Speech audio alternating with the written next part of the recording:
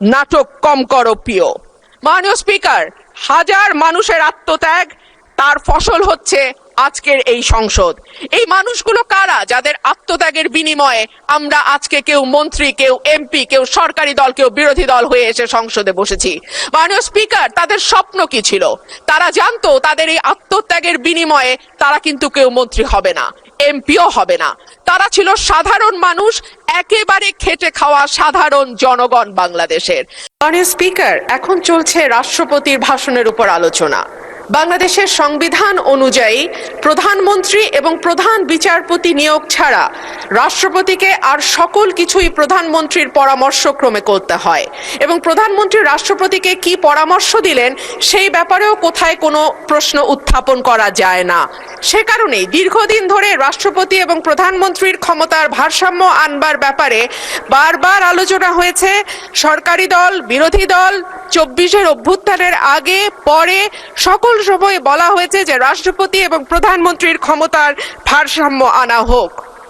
BNP তার vision 2030 এবং 31 দফাতেও এই ব্যাপারে সুনির্দিষ্ট প্রস্তাব রেখেছে। মাননীয় স্পিকার, সে কারণেই সঙ্গতভাবে আমাদের একটা এক্সপেকটেশন ছিল যে এইবার রাষ্ট্রপতি মন্ত্রিপরিষদ কর্তৃক অনুমোদিত ভাষণের বাইরে গিয়ে তার নিজের মতন করে ভাষণ দিতে পারবেন, কিন্তু আমরা দেখলাম এইবারও রাষ্ট্রপতির ভাষণ মন্ত্রিপরিষদ কর্তৃক অনুমোদিত একটি ভাষণ তাকে দিতে হলো।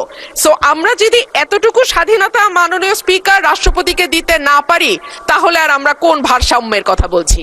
যাই হোক মাননীয় স্পিকার, আমার বক্তব্যের শুরুতেই আমি ধন্যবাদ জানাই মহান রাব্বুল আলামিনের দরবারে, যিনি আমার এই কঠিন যাত্রাকে সহজ করে দিয়েছেন। আমি তারপরে ধন্যবাদ জানাই আমার অসংখ্য নেতাকর্মী যারা নানানভাবে বঞ্চিত হয়ে ভয় ভীতির মধ্যে দিয়ে আমার নির্বাচন করেছে, দল থেকে বহিষ্কার হয়েছে, কিন্তু তারা আমাকে ছেড়ে যায় নাই। তাদের সকলের কাছে আমি কৃতজ্ঞ। মাননীয় স্পিকার, আমি আরো ধন্যবাদ জানাই বিএনপিকে আমাকে মনোনয়ন না দেবার জন্যে। আমাকে মনোনয়ন না দেওয়ার কারণেই আমি বুঝতে পেরেছি বাংলাদেশের টেকনাফ থেকে তেঁতুলিয়া কত লক্ষ মানুষের ভালোবাসা, দোয়া, সহযোগিতা আমার পাশে ছিল। একটা দলীয় গণ্ডির মধ্যে থেকে নির্বাচন করলে এইটা বুঝবার সৌভাগ্য আমার হতো না। মাননীয় স্পিকার, আমি গভীর শ্রদ্ধার সঙ্গে স্মরণ করি দেশনেত্রী, 3 বারের সাবেক প্রধানমন্ত্রী বেগম খালেদা জিয়াকে, যিনি আমাকে স্নেহ দিয়ে রাজনীতিতে এনেছিলেন, এবং আমি বিশ্বাস করি তার অপূর্ণতা এই সংসদে কোনো দিন পূরণ হবে না। মাননীয় স্পিকার, হাজার মানুষের আত্মত্যাগ, তার ফসল হচ্ছে আজকের এই সংসদ। এই মানুষগুলো কারা যাদের আত্মত্যাগের বিনিময়ে আমরা আজকে কেউ মন্ত্রী, কেউ এমপি, কেউ সরকারি দল, কেউ বিরোধী দল হয়ে এসে সংসদে বসেছি? মাননীয় স্পিকার, তাদের স্বপ্ন কি ছিল? তারা জানতো তাদের এই আত্মত্যাগের বিনিময়ে তারা কিন্তু কেউ মন্ত্রী হবে না, এমপিও হবে না। তারা ছিল সাধারণ মানুষ, একেবারে খেটে খাওয়া সাধারণ জনগণ বাংলাদেশের। তারা একটা স্বপ্ন দেখেছিল, একটা নতুন বাংলাদেশ তৈরির স্বপ্ন, একটা নতুন রাজনীতি নির্মাণের স্বপ্ন, একটা নতুন চিন্তার জন্ম দেওয়ার স্বপ্ন, এবং সর্বোপরি সকলের জন্য যেই ভীষণ রকম বৈষম্য আমরা দেখেছি গত কয়েক বছর, সেখান থেকে মুক্ত হয়ে সকলকে নিয়ে, সকলকে একসাথে করে একটা বাংলাদেশের স্বপ্ন। সেই সকল মানুষের কাছে আমি এবং আমি বিশ্বাস করি আমার সহকর্মী এই সংসদ সদস্যরা সকলেই কৃতজ্ঞ। মাননীয় স্পিকার, শহীদদের যে প্রত্যাশা নিয়ে গণ অভ্যুত্থান, সেই প্রত্যাশা কিন্তু বায়বীয় বা অলীক কোনো বিষয় ছিল না। এখনো যদি আমরা দেয়ালে দেয়ালে তাকাই, আমরা দেখব তারা তাদের স্বপ্নের কথা দেয়ালে লিখে গেছে।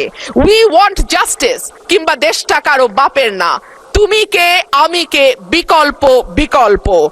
আসছে ফাগুন, আমরা হব দ্বিগুণ। শোনো মহাজন, আমরা অনেকজন। Change the rules, be a voice not echo. দিনে নাটক, রাতে আটক, নাটক কম করো প্রিয়। হামাক ব্যাটাক মারলু কেন? এমন হাজার প্রশ্ন, লক্ষ জিজ্ঞাসা। এই লড়াইটা কেবল একটা সরকার পরিবর্তনের লড়াই ছিল না মাননীয় স্পিকার। যেই কথাটি আমি বলেছি, একটা স্বপ্ন, একটা নতুন বাংলাদেশ, সকলকে নিয়ে সকলের বাংলাদেশ গঠন করবার একটা স্বপ্ন নিয়ে এই গণ অভ্যুত্থান হয়েছিল।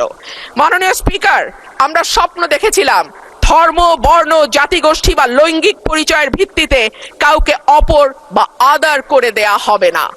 মাননীয় স্পিকার, আমি খুব বিনয়ের সাথে বলি, এই আন্দোলনের সম্মুখ সারিতে ছিলেন নারীরা। এক ঝাঁক নতুন প্রজন্মের তরুণ মুখ আমরা পেয়েছিলাম। সেই নারীরা 1 বছর পার না হতে হারিয়ে গেলেন কেন 7 জন নারী সাংসদের এই সংসদে, সেই প্রশ্নটা আমি আপনাদের কাছেই রেখে যাচ্ছি। মিছিলের সামনের সারিতে নারীর প্রয়োজন হয়, পুলিশের টিয়ার শেল, লাঠিচার্জের সামনে নারী ঢাল হয়ে দাঁড়ায়, অস্থির সময় নারীর সাহায্য ছাড়া পার হওয়া যায় না, আর সবকিছু যখন ঠিক হয় তখন নারী হয়ে যায় ট্রোলের বস্তু। নারীর পোশাক, নারীর চেহারা, নারীর কথা, নারীর হাসি সবকিছুই তখন হাসির খোরাকে পরিণত হয়। মাননীয় স্পিকার, আমি আপনার মাধ্যমে আজকে সংসদে আরেকটি কথা বলে যাই। 52% মানুষকে পেছনে ফেলে নতুন বাংলাদেশ রচনার কোনো চিন্তা যদি কেউ করে থাকে, সেটা কখনো সম্ভব না, কোনো দিন সম্ভব না। মাননীয় স্পিকার, রাষ্ট্রপতি ভাষণের 5 নম্বর প্যারায় বলা হয়েছে, বিবিএস এর চূড়ান্ত হিসাব অনুযায়ী জিডিপি প্রবৃদ্ধির হার 3.49%। প্রবৃদ্ধি হচ্ছে, উৎপাদন বাড়ছে, কিন্তু সেই অনুপাতে কর্মসংস্থান সৃষ্টি হচ্ছে না, বরং উৎপাদন ও সেবা খাতগুলোকে অর্থনীতির মূল চালিকা শক্তি হিসেবে ধরা হয়। সেই 2 খাতেই কর্মসংস্থান চলছে। একে চাকরিবিহীন প্রবৃদ্ধি বলে, যা দীর্ঘমেয়াদে অর্থনীতির স্থিতিশীলতা, অন্তর্ভুক্তিমূলক প্রবৃদ্ধির জন্য একটি বড় ঝুঁকি। দেশে শিক্ষিত বেকারের সংখ্যা বাড়ছে, অন্যদিকে দক্ষতার অভাব এবং ভাষাগত দুর্বলতার কারণে বড় বড় প্রতিষ্ঠানগুলো বাধ্য হচ্ছে অন্য লোক নিয়োগ দিতে, অর্থাৎ কর্মমুখী শিক্ষা দিয়ে চাকরির জন্য প্রস্তুত করতে আমরা ব্যর্থ হচ্ছি। মাধ্যমিকের নিচে শিক্ষাগত যোগ্যতা থাকা ব্যক্তিদের বেকারত্বের হার যেখানে 3.01%, সেখানে উচ্চ ডিগ্রিধারীদের ক্ষেত্রে এটি 8.7%। ভাষণের 6 নম্বর প্যারায় মূল্যস্ফীতির কথা বলা আছে। বিবিএস এর সর্বশেষ হিসাব অনুযায়ী চলতি বছরের ফেব্রুয়ারি মাসে দেশের খাদ্য মূল্যস্ফীতি দাঁড়িয়েছে 9.30%, যা গত 13 মাসের মধ্যে সর্বোচ্চ। উচ্চ খাদ্য মূল্যস্ফীতির কারণে বিশ্ব ব্যাংকের ঝুঁকিপূর্ণ দেশগুলোর লাল তালিকায় অলরেডি বাংলাদেশের নাম গেছে। এর সরাসরি প্রভাব পড়ে নিম্নবিত্ত এবং মধ্যবিত্ত মানুষের ওপর, যাদের মোট আয়ের 2/3 থেকে অর্ধেক পর্যন্ত খাবার কিনতেই চলে যায়। ক্রমাগত মূল্যস্ফীতি দারিদ্র্য বাড়ায়, পুষ্টিহীনতা তৈরি করে এবং আগামী প্রজন্মের মেধা বিকাশে সরাসরি প্রভাব রাখে। মাননীয় স্পিকার, প্যারা 7 রাষ্ট্রপতি 19 ফেব্রুয়ারি পর্যন্ত বৈদেশিক মুদ্রার যে রিজার্ভ, সেটা দাঁড়িয়েছে $34.78 বিলিয়ন বলে ঘোষণা করেছেন। এই বৈদেশিক মুদ্রা আয়ের প্রধান খাত হলো পোশাক রপ্তানি। এরপর আছে প্রায় 1 কোটি প্রবাসীর পাঠানো রেমিটেন্স, বৈদেশিক ঋণ, ফরেন ডিরেক্ট ইনভেস্টমেন্ট বা এফডিআই, বৈদেশিক অনুদান ইত্যাদি। একক শিল্প হিসেবে তৈরি পোশাক খাতের উপর অতিরিক্ত নির্ভরতা, বৈদেশিক ঋণ বেড়ে $113.51 বিলিয়ন হওয়া, এফডিআই এর ক্রমাবনমন ইত্যাদিকে মোকাবেলা করতে হলে রফতানি পণ্যের বহুমুখীকরণ, বিনিয়োগ বান্ধব পরিবেশ তৈরি, বিদেশে দক্ষ শ্রমশক্তি প্রেরণের কোনো বিকল্প নাই। সম্প্রতি সিপিডির সম্মানীয় ফেলো প্রফেসর মোস্তাফিজুর রহমান বলেন, ভবিষ্যতে ঋণ পরিশোধের চাপ আরো বাড়বে, তাই এখন থেকেই আয় বাড়ানোর দিকে নজর দিতে হবে। রপ্তানি ও প্রবাসী আয়ের প্রবাহ শক্ত না হলে এই চাপ সামাল দেয়া সত্যিই কঠিন। পাশাপাশি হুন্ডি ও অর্থ পাচার বন্ধে কঠোর ব্যবস্থা নেওয়ার কথা বলা হয়েছে। গত 15 বছরে দেশ থেকে যে বিপুল পরিমাণ টাকা পাচার হয়েছে, যার পরিমাণ কেন্দ্রীয় ব্যাংকের হিসাব মতে $23,400 কোটি, সেটি ফেরত আনা না গেলে কিংবা ব্যাংক খাতে থাকা 6 লক্ষ কোটি টাকার খেলাপি ঋণের পরিমাণ কমিয়ে আনা না গেলে অর্থনীতির পুনরুদ্ধারের কোনো পরিকল্পনাই কাজে আসবে না। পাচারকৃত টাকার 75% যায় ওভার অ্যান্ড আন্ডার ইনভয়েসিং এর মাধ্যমে। গত 10 বছরে এই ওভার অ্যান্ড আন্ডার ইনভয়েসিং এর মাধ্যমে পাচার হয়েছে $68 বিলিয়ন। সুতরাং এই মিথ্যা ইনভয়েসিং বন্ধ করা না গেলে টাকা পাচারও বন্ধ সম্ভব নয়। মাননীয় স্পিকার, রাষ্ট্রপতি তার ভাষণে বাংলাদেশ ব্যাংক, রাষ্ট্রায়ত্ত ও বেসরকারি ব্যাংক, বীমা, আর্থিক প্রতিষ্ঠান ও পুঁজিবাজারের সঙ্গে সমন্বয়ের মাধ্যমে সার্বিক তদারকি উন্নতকরণ, আমানতকারীদের সুরক্ষা নিশ্চিত, খেলাপি ঋণ হ্রাসে গুরুত্ব দেওয়ার কথা বলেছেন। যে কোনো দেশে কেন্দ্রীয় ব্যাংক হলো আর্থিক প্রতিষ্ঠানের নিয়ন্ত্রক সংস্থা, এটি সরকারের ব্যাংক হিসেবে কাজ করে। দক্ষিণ এশিয়ার দেশগুলোর দিকে তাকালে দেখা যায় কেন্দ্রীয় ব্যাংকে প্রিন্সটন বা ক্যালিফোর্নিয়া থেকে পিএইচডি করা উচ্চ ডিগ্রিধারী মানুষজন, অভিজ্ঞতা সম্পন্ন লোকজন নিয়োগ পেয়েছেন। অন্যদিকে বাংলাদেশে নতুন সরকার গঠনের পর যিনি নিয়োগ পেয়েছেন তিনি হলেন বিএনপির নির্বাচন পরিচালনা কমিটির সদস্য এবং একজন সোয়েটার ফ্যাক্টরির এমডি। মাননীয় স্পিকার, আমি আপনাকে অনুরোধ করব আমার সময় 2 মিনিট বাড়িয়ে দিতে। মাননীয় স্পিকার, একই ঘটনা আমরা বিশ্ববিদ্যালয়ের উপাচার্য নিয়োগের ক্ষেত্রেও দেখেছি। সবগুলো বিশ্ববিদ্যালয়ে দলীয় ভিসি প্রভিসি নিয়োগ দেওয়া হয়েছে। দল করা দূষণীয় কিছু নয়, কিন্তু দল না করলে যদি নিয়োগ না হয় সেটা দুর্ভাগ্যজনক। মাননীয় স্পিকার, রাষ্ট্রপতির ভাষণে উঠে এসেছে অলিগার্কিক কাঠামো ভেঙে জনগণের অংশগ্রহণ নিশ্চিত করা, বিনিয়োগ নির্ভর অর্থনীতি তৈরি করা। আশা করব আগামীতে সালমানের জায়গায় সাইফুর এসে বসবে না। আশা করব বিনিয়োগ বান্ধব পরিবেশ তখনই হবে যখন আমরা আমলাতান্ত্রিক জটিলতা কমিয়ে বিদ্যুৎ গ্যাসের নিরবচ্ছিন্ন সরবরাহ নিশ্চিত করতে পারবো, ঘুষ দুর্নীতি কমিয়ে একটা ওয়ান স্টপ সার্ভিসের ব্যবস্থা করতে পারবো। পাতানো নির্বাচন বলতেই 14, 18, 24-এর কথা আসে মাননীয় স্পিকার, কিন্তু গত কয়েকদিন আগে পত্রিকায় যেটা স্পষ্টভাবে এসছে 2008 সালের নির্বাচন মাননীয় স্পিকার, সেটিও কোনো নিরপেক্ষ নির্বাচন ছিল না। 2008 সালের নির্বাচনেও একরকম পাতানো খেলা এবং ভেতরের নানান নকশার মাধ্যমে এক দলকে একেবারে ব্রুট মেজরিটি দিয়ে সংসদে আনা। ধন্যবাদ মাননীয় সদস্য। রাজপথের হুমকি দিচ্ছে এনসিপি, জামাত, তারা আন্দোলন সংগ্রামও করছে, কিন্তু আমার ধারণা যে এগুলি জমবে না কোনোভাবেই। সংসদ বহু প্রত্যাশার সংসদ ছিল যে শেখ হাসিনা পতনের পর একটা সুন্দর একটা সংসদ হবে, যে সংসদে সরকার এবং বিরোধী দল যুক্তি তর্ক উপস্থাপন করবে এবং প্রয়োজনীয় যে তাদের কমিটমেন্ট গুলো সেগুলো বাস্তবায়ন করবে। এখন ওই যে গিট্টু লাগছে বিরোধী দল অর্থাৎ জামাত ইসলাম, এনসিপি চায় যে সংসদের বাইরে ঐক্যমত্য কমিশনের যেই সুপারিশ, যে সনদ, তার আলোকে যে গণভোট সেইভাবে বাস্তবায়ন হোক।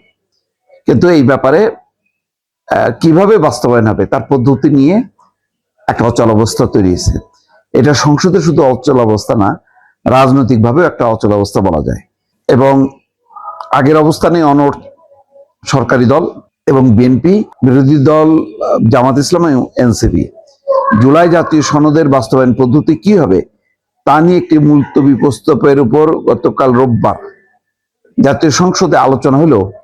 এই বিষয়ে কোনো ঐক্যমত্য আসতে পারেনি সরকার এবং বিরোধী দল। বিএনপি বলছে নোট অফ ডিসেন্ট সহ যেভাবে জুলাই জাতীয় সনদ সই হয়েছে সেটা তারা অক্ষরে অক্ষরে মানবে।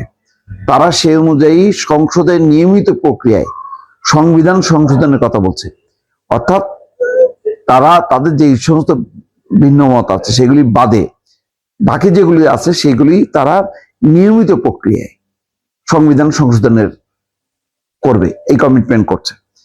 বিরোধী দল বলছে তারা বিদ্যমান সংবিধানের সংস্কার চায়। তো সালাউদ্দিন আহমেদ বলছে তো সংবিধান কখনো সংস্কার হয় না, রহিত হয়, স্থগিত হয় বা সংশোধন হয়, কিন্তু সংস্কার হয় না। সংবিধানের ওই জায়গাগুলো পরিবর্তন চায় যেগুলো গত 54 বছরে বারবার ফেসিবাদের জন্ম দিয়েছে। এই জন্য তারা নোট অফ ডিসেন্ট ছাড়া জুলাই সনদের মূল প্রস্তাব নোট অফ ডিসেন্টকে আমলে আনতে চায় না, মূল প্রস্তাব পূর্ণাঙ্গ বাস্তবায়নের পক্ষে। এই জন্য সংবিধান সংস্কার পরিষদের সভা প্রয়োজন বলে তারা মনে করছে। জয়নুল আবেদিন ফারুক জাতীয় জুলাই সনদ বাস্তবায়ন পদ্ধতি কি হবে তা নিয়ে আলোচনার জন্য সংসদে মুলতবি প্রস্তাব উত্থাপন করেন। প্রস্তাবের উপর সরকারি এবং বিরোধী দলের 9 জন সদস্য আলোচনায় অংশ নেন। এই সময় সভাপতিত্ব করেন স্পিকার হাফিজউদ্দিন আহমেদ।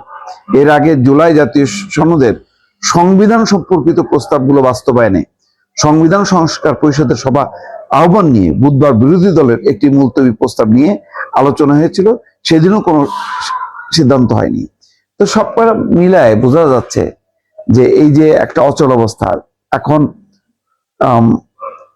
কিভাবে সংবিধান সংস্কার হবে, কিভাবে জুলাই সনদের মূল বিষয়গুলো যেগুলোতে আপত্তি আছে সেগুলির বাদ দিয়ে অন্যগুলোতে কিভাবে ঐক্যমত্য হয়ে বাস্তবায়ন হবে, পুরো বিষয়টা কিন্তু একেবারে ঝুলে গেল এবং এটা নিয়ে একটা রাজনৈতিক সংকট তৈরি হলো। এই সংকটের কিভাবে সমাধান হবে সেটা সংসদেই কি তার সমাধান মিলবে নাকি রাজপথে মিলবে? আপাতত রাজপথের হুমকি দিচ্ছে এনসিপি, জামাত, তারা আন্দোলন সংগ্রামও করছে, কিন্তু আমার ধারণা যে এগুলি জমবে না কোনোভাবেই। এই ঘন আন্দোলন এমন পর্যায়ে আসবে না যেখানে সরকার পতনের পরিস্থিতি হয়। সুতরাং ওই ঘুরে ফিরে সংসদেই আসতে হবে। সংসদেই যদি সংবিধান সংশোধন সহ বাকি জুলাইয়ের গুরুত্বপূর্ণ কিছু প্রস্তাব সেটা গ্রহণ করা যায়, এর বাদে অন্য কোনোভাবে এই জুলাই সনদের কোনো বিষয় বাস্তবায়ন হবে বলে আমার বিশ্বাস হচ্ছে না দর্শক।